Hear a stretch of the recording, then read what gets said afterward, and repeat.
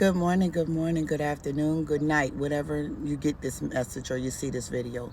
I want to talk about two types of wounds. I want to talk about the flesh wounds and I want to talk about the spiritual wounds. And that's where a lot of people is getting caught up at, is in the spiritual wounds, because a lot of people overlook spiritual wounds because you can't detect it, you can't see it. A lot of people can hide their traumas.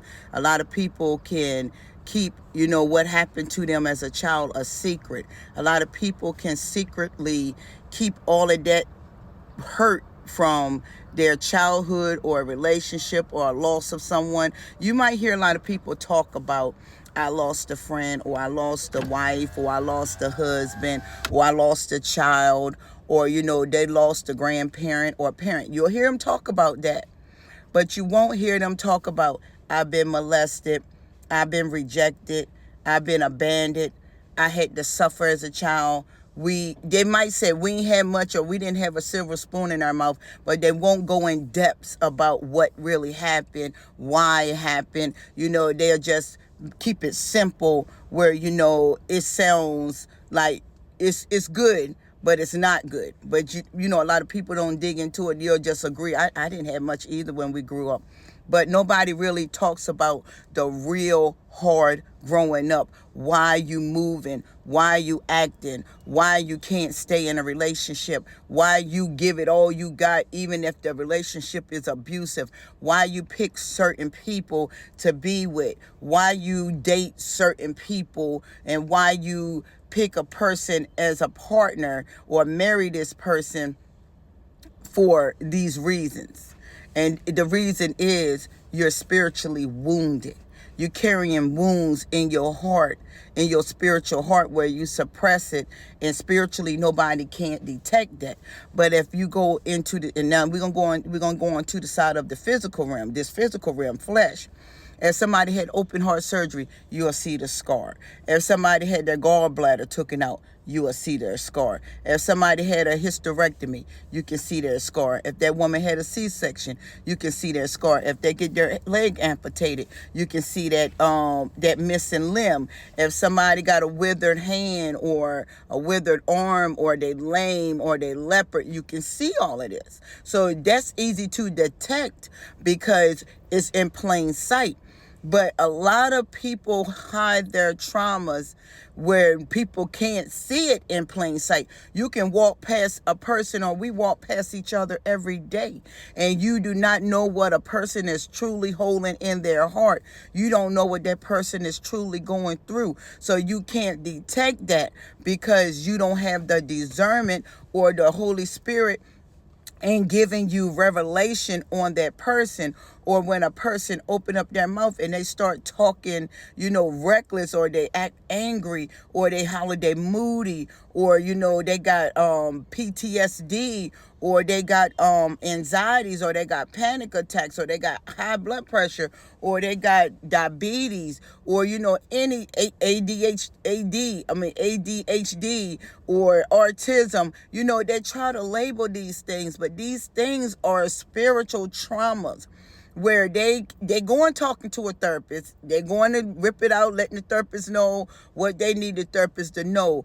Why you think a lot of people are master manipulators? Because when people are still demonically possessed, because it's not nothing about they toxic, they abuse me, they hurt me, and da da da. I'm not being smart, but I'm being very honest. I was in relationships where I didn't see the red flags, or I ignored the red flags because I had red flags my own self.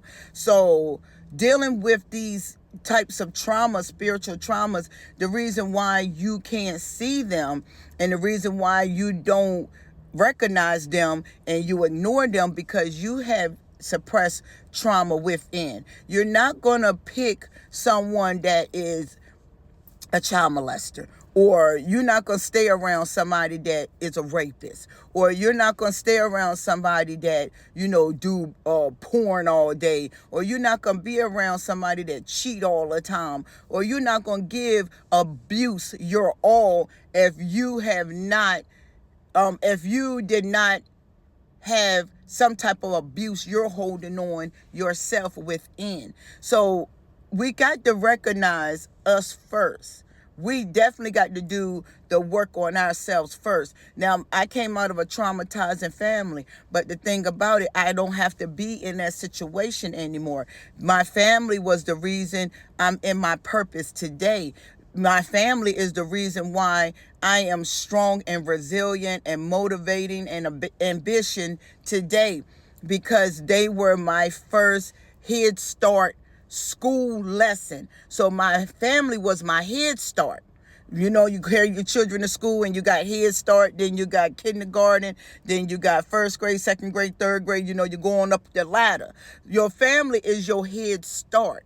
So when you are in Head Start, you really don't understand anything. You're really not really comprehending to things around you. You're really not even learning that lesson because your family is your Head Start.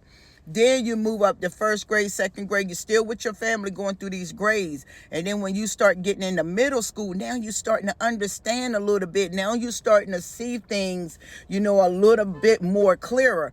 Then when you get in high school, now you're a little rebellious, or you are rebellious. You're a runaway. You know, you're fighting all the time. You're gossiping. You know, you're cheating. You know, you're low key having, you know, intercourse with classmates or the teachers, or y'all know how it go.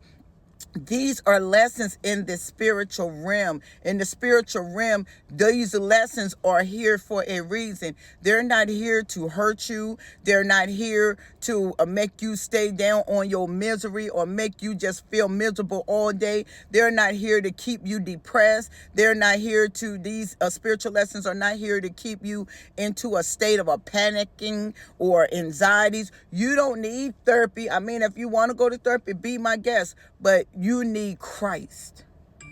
Christ is the reason why you're going through what you're going through. He had to go through it way more harder than we had to.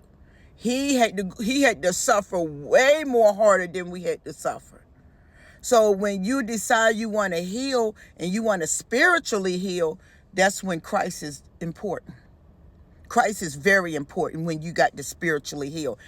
Therapy can only be for the physical. You can talk about, I'm going through it in my household. I got so many burdens on me. You know, I can't do this. I can't do that. Therapy is an enabler.